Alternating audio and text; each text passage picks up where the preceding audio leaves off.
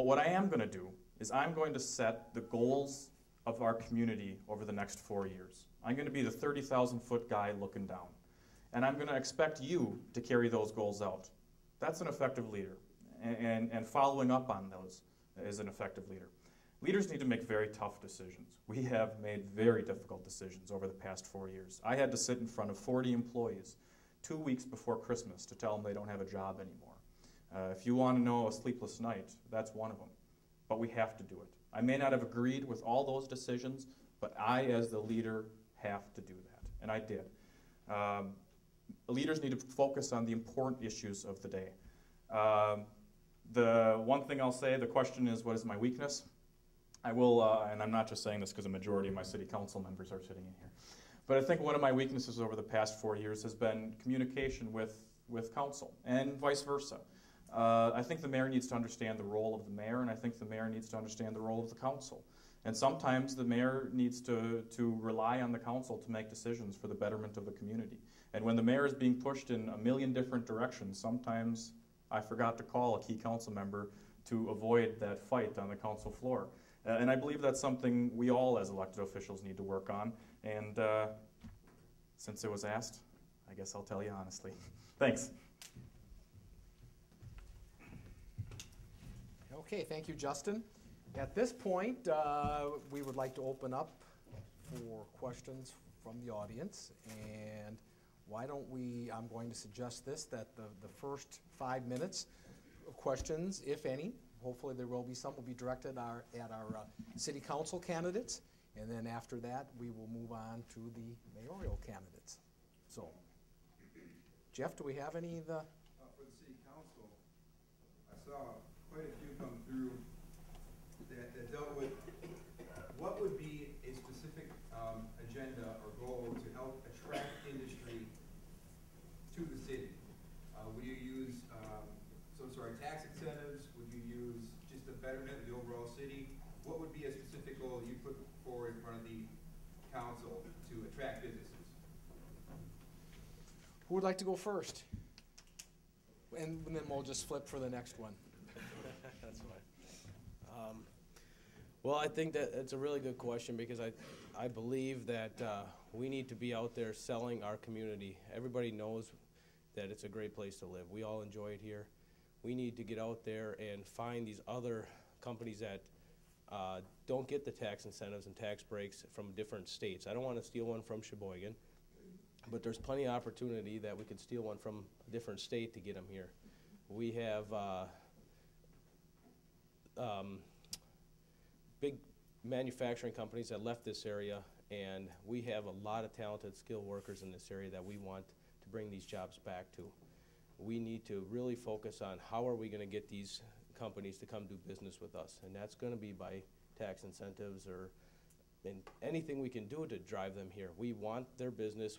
We want that outside money coming in. Right now, the money seems to be circulating from one person to the next and back and forth. We need to find a way to draw them in. And I think it's going to be a huge part on the city and the EDC and council to have these talks and be willing to negotiate with these companies to bring them here. I mean, I'm a firm believer we need to focus on getting some more manufacturing positions back in here. We have plenty of good locations, and again, the river is a great place to get them, and there's a lot of opportunity here, and we need to step up to it. So.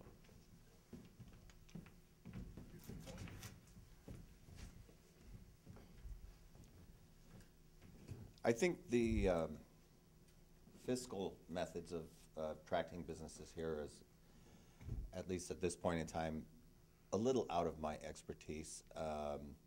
So I'm not going to talk about tax breaks, but what I am going to talk about is that, you know, Manitowoc actually is in a very, very good position for attracting businesses, and I think we need to build on that. We have a very powerful infrastructure that's already set up.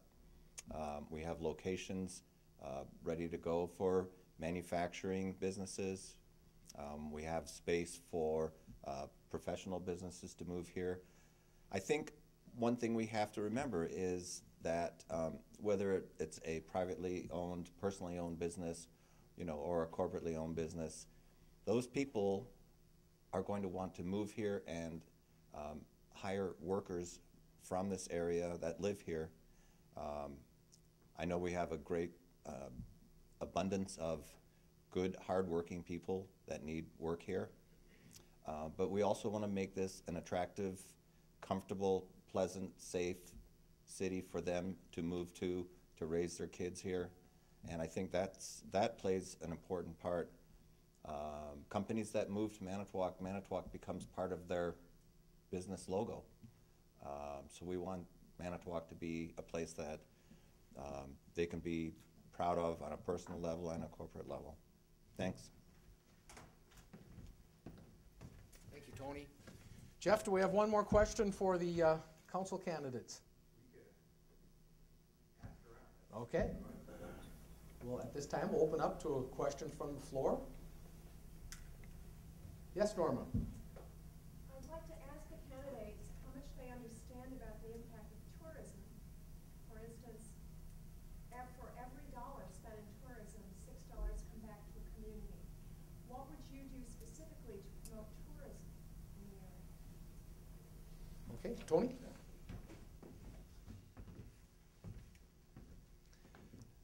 Thanks, Norma. Yep, tourism is an enormous business and getting larger. And again, Manitowoc is situated beautifully to take advantage of it. You know, whether, as we used to say in the old days, well, it's halfway between Milwaukee and Door County. It's a lot more than that. We have practically unfettered access to the beach all the way along the county, and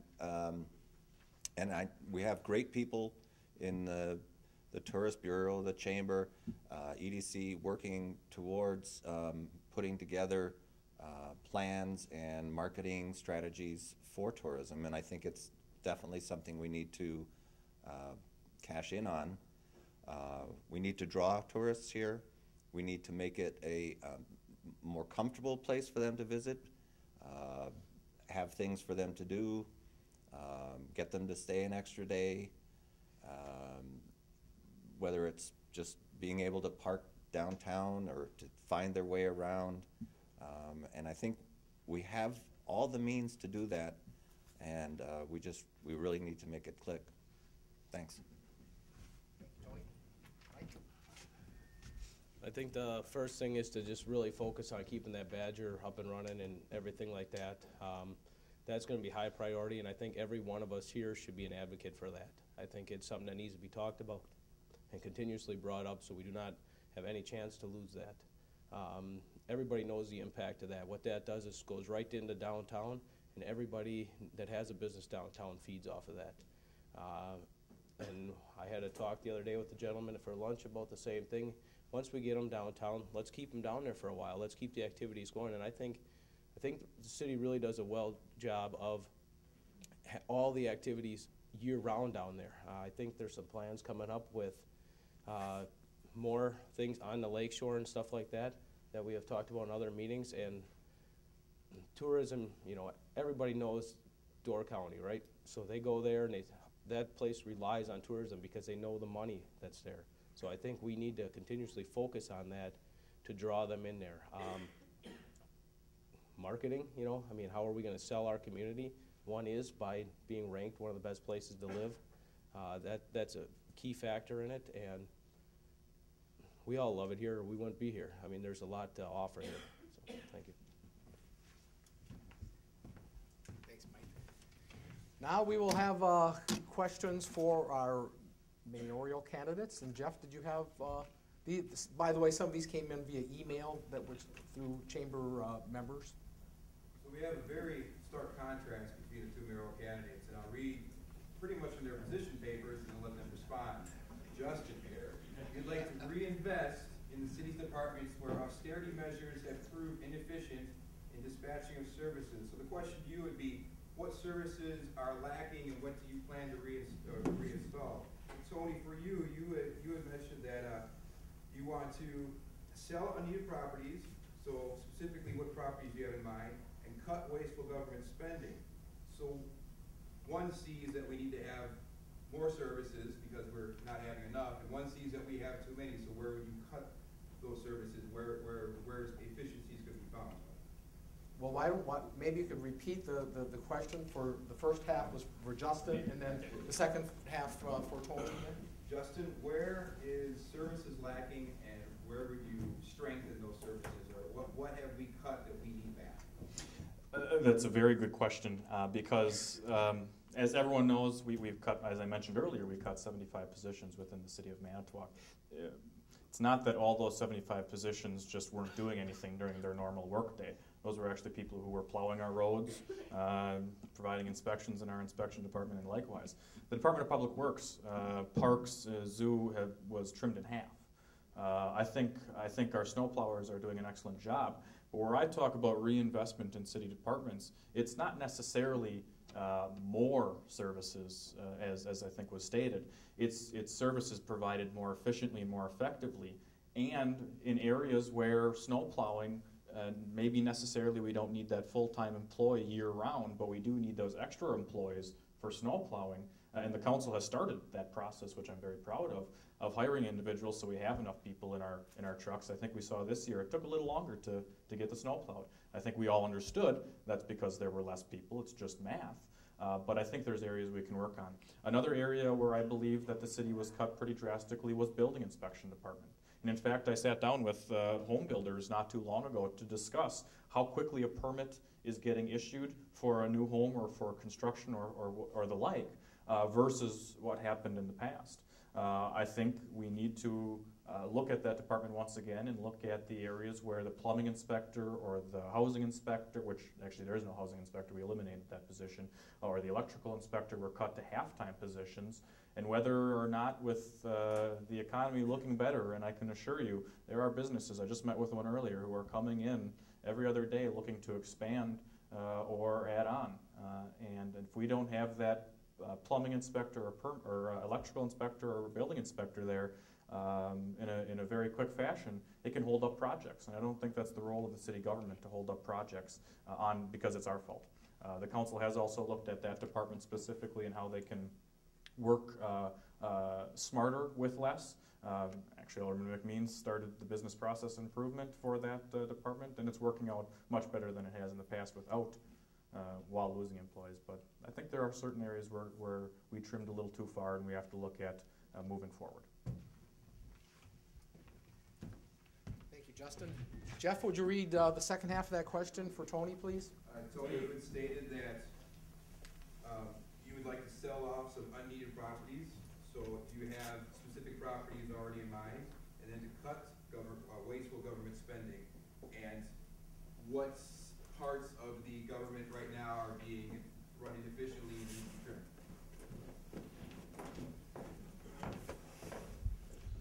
Okay, right now, the property I would sell is, there's a lot of property that the city of Manitowoc owns. Right now, as a matter of fact, the Best Western is owned by the city of Manitowoc, the land is.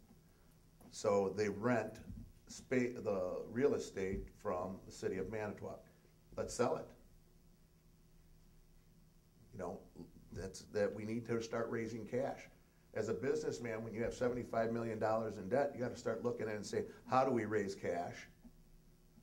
You know, how do we help businesses grow? And how do we get the heck out of the way? Now, you know, you said about inspection department, and can I call you on the carpet, Bill Nichols? He's in the audience.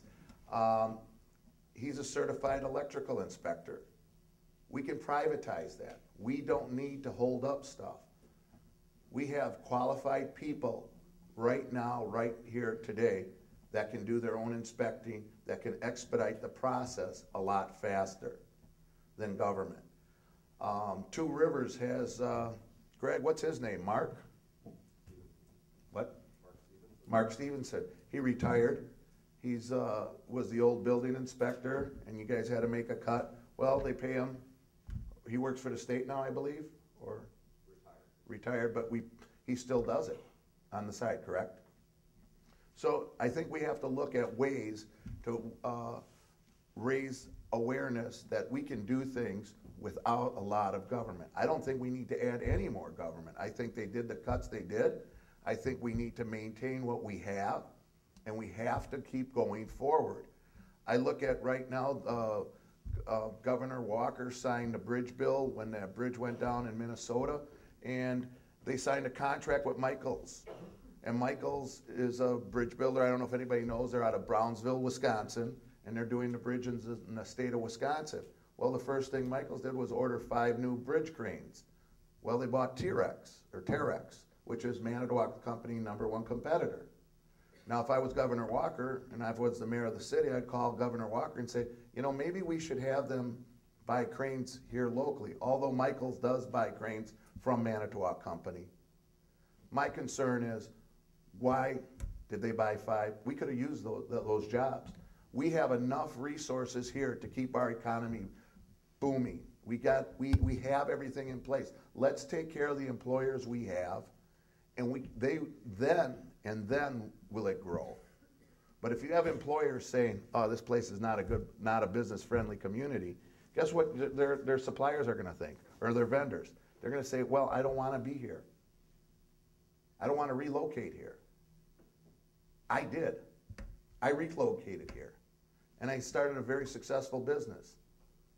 And I've been here 22 years, and I have no plans of going anywhere else. Maybe winter in Florida, but that's about it, because I don't know that I want to be out here at 10 below on March 21st, the first day of spring, or the 20th, I'm sorry. So I hope I answered the question. Thank you. Now we will take a question from the audience for our mayoral candidates. Somebody's got to raise their hand back there. Dr. Trader. Mr. Howell mentioned about the Badger, and I really think this is a critical issue. Can I ask each of the candidates what they would do immediately, as soon as they're elected, to foster this and get this Badger going, keep it going here, to come to this community and aid our economy? What steps would they do? I think we'll start with our mayoral candidates. And Justin, you went first last time, I believe. So we'll give Tony the opportunity this time. Great question. I love the ferry. I mean, it is great. If you have a pizza place and they bring in 200 people and they're hungry, they stop at your local little pizza shop. Believe me, I want nothing more than the car ferry to succeed. I have a real problem with the mayor of Milwaukee, and I will tackle that day one. And I don't know how I will present it. I'll try to do it in a professional manner. But you keep your Lake Michigan car ferry going, we'll keep our Badger going. As a matter of fact, I think that charcoal ash, when you have a storm and all that sewage comes upstream and we have E. coli and we have to close our beaches, I think maybe we need to reinvest and call the DNR and ask them, what are they doing about the city of Milwaukee's pollution of the lake? And they're worried about our charcoal ash. So great question. Day one, I'm elected. The first call is to Mayor Tom Barrett. Thank you, Tony. Justin? Thank you. Well, this is a very, very expansive question, more than 2 minutes worth. But I will say that some of the things we have done this is a private business. We all have to remember the car ferry is a private business and we're a government entity. Our stake in this is to make sure that the tourism economy remains here locally with the car ferry Badger. What they do on their end is a business decision, as any business. We have the support of Governor Walker, who we made that phone call, and Governor Walker supports the SS Badger and its efforts, which is very vital. The Badger right now is with the EPA, which is a non-political body. I can lobby my congressman and I can lobby my senator, but I can't lobby the EPA. They're a non-political body, and that's where it's resting right now, unfortunately. We are my office is in constant contact with the owners of the Badger as to where they are in the process, what the plans are. They did just come out recently and announce their 2013 season, and they have assured me time and time again that they will be sailing in 2013, actually early. One of the things the city was not necessarily a huge partner in, but a very large supporter of, was Broadwind Energies in utilizing the Badger for shipping their wind turbines across the lake and actually extending the Badger's season for a few weeks. Those are the types of things the mayor of the city of Manitowoc needs to be focused on. The tourism economy that the Badger brings to our area, and working with the owners. I view it as working with any business person. They make the calls at the end of the day, but they have to be well aware of the ramifications if this does not go through. Congressman Petri, we made that, I think that was the first call we ever made. Congressman Petri is very in favor of this. Senator Ron Johnson is very in favor of this. I haven't heard where Senator Baldwin is on this yet. So we've got all our local elected officials and on the other side who are fighting for us on our behalf as well. Thank you, Justin. We do have time for one more question. Yes, sir. As a small business owner, I'd like if you could specifically tell me how the city is going to work with small business to help us expand and grow instead of always putting the roadblocks and hurdles in front of us. Specific details that you're going to set forth to help us all grow and expand, work together. Okay, thank you. Justin? Can I ask before I answer, can you just give me a few roadblocks and hurdles so I can speak to that? The planning department, engineering, instead of finding obscure laws, rules, regulations, restricting our growth that have no, in reality they don't matter. Instead of just, yeah, it was put in place 30 years ago, it probably wasn't right, but we still have it, so we have to follow it. Why can't we overcome some of these hurdles and help us instead of making us spend funds unnecessarily to, take out special permits and everything else instead of just, working together? Sure.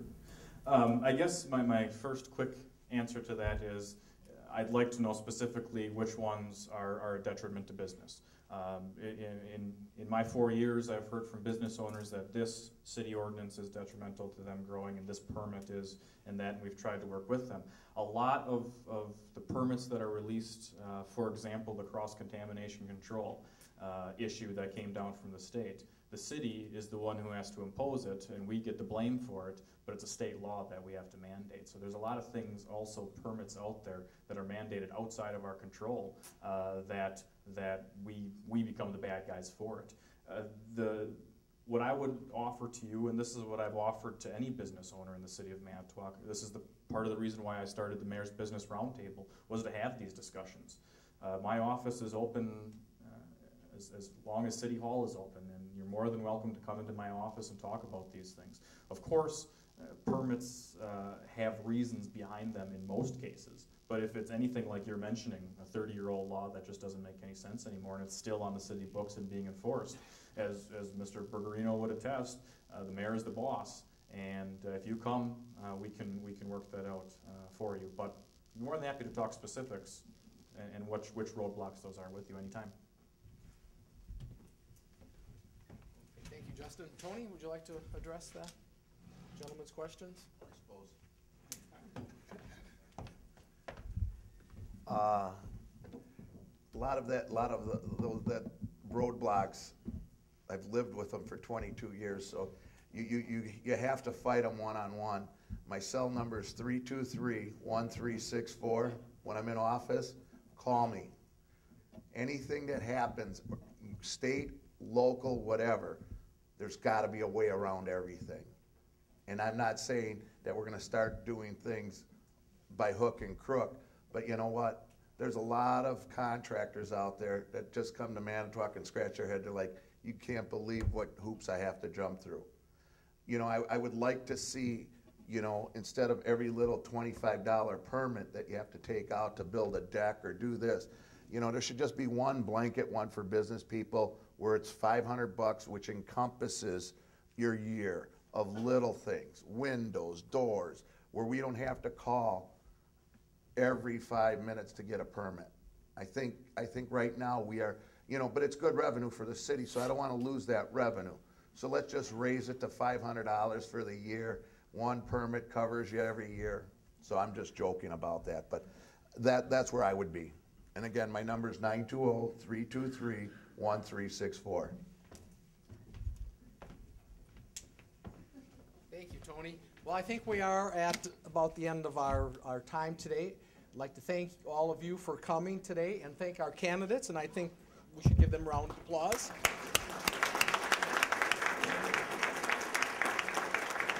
So on behalf of the Chamber of Manitowoc County, I'd like to thank all of you for coming, and please remember to vote on April 2nd. Thank you.